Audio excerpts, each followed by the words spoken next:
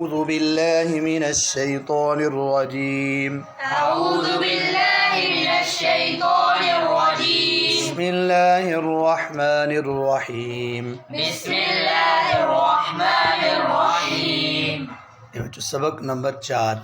سبق نمبر 4. اس سبق کو رواں پڑھیں. سبق کو رواں پڑھیں. رواں کا مطلب کیا ہے بچوں؟ چلتے رہنا. یعنی رکنا نہیں. تا پڑھو پھر تی پڑھو تو پڑھو. تا کے درمیان میں زبر نہ بولو، زیر نہ بولو، درمیان میں کوئی اور چیز. رواں کا الٹ کیا ہے؟ ہجا کرنا، یعنی الگ الگ چیز بتانا. جیسے تا زبر تا، تا زیر تی، تا پیش تو. تو اس سبق میں ہمیں پریکٹس کرنی ہے کہ ہم ہجا نہ کریں، رواں پڑھیں. تا تی تو. جیسے تا تی تو. اب دوسری حرکات کی درست ادائیگی کا خاص خیال رکھیں. مثال کے طور پر زبر کو کیسے ادا کرنا ہے؟ جھٹکا نہیں لگنا، کھینچنا نہیں ہے، معروف پڑھنا ہے اور اس کی آواز سیدھی نکلنی چاہیے. زیر کی آواز پیش کو پڑھتے ہوئے، یہ اس کی درست ادائیگی ہے. تیسری بات قریب الصوت. صوت کا معنی کیا ہے؟ صوت کا معنی آواز.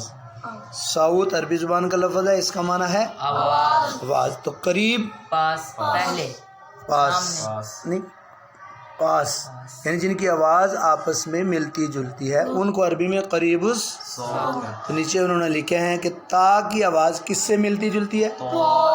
ٹھیک ہے.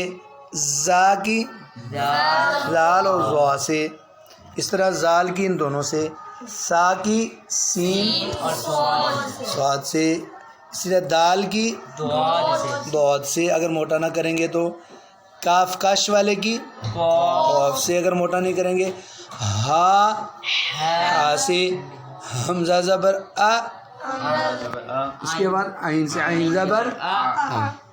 یہ قریب الصوت حروف ہوتے ہیں. تو اس سبق میں یہ چیز کی پریکٹس، یعنی اس کی مشق کرنی ہے. اب پڑھتے ہیں تا تی تو. اب آگے اس کے قریب الصوت انہوں نے لکھا ہے. ہم کیسے فرق کریں گے؟ تو کی آواز کو پور کریں گے، تو تو یہ فرق ہو گیا. یہ آگے زا اور زال، ان دونوں کی آواز میں فرق ہے. زا پہ سیٹی نکالیں گے، زال پہ نہیں نکالیں گے. اب پڑھتے ہیں ز زی زو. آگے ر لی لو. اب زو اور زال پیچھے جو گزرا ہے ان میں فرق ہے. زال کی آواز باریک ہے اور زو کی وہ آپ کی سیٹی آ رہی ہے زو پہ. ٹھیک ہے. یہ زا سے بھی سیٹی نکالیں گے، زا کی طرف جائے گا. سیٹی نہیں نکالیں گے، باریک پڑھیں گے تو زال جیسا لگے گا. ٹھیک ہے. سا سی سو. آگے بچو سین اور صاد کی آواز قریب الصوت ہے. سین کی آواز باریک ہونی چاہیے اور صاد کی پور ہونی چاہیے، تو فرق ہو جائے گا. سا سی سو. آگے سو سو. آگے دا سوری دال کی آواز کس کے ساتھ میچ ہو رہی ہے؟ ضاد کے ساتھ. اب فرق کیسے کریں گے؟ ان کا مخرج بھی تھوڑا سا الگ ہے. دال کا زبان کی نوک ہے اور ضاد کا زبان کی کروٹ، یعنی کنارہ، بغلی کنارہ. چلو بچوں، دا دی دو. آگے بو بو.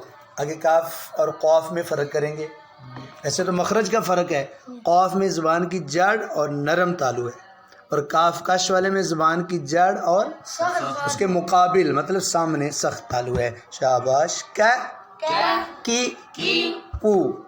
اب موٹا کو قل. یہ تھا بچوں قریب الصوت حروف کی اس میں مشق ہے.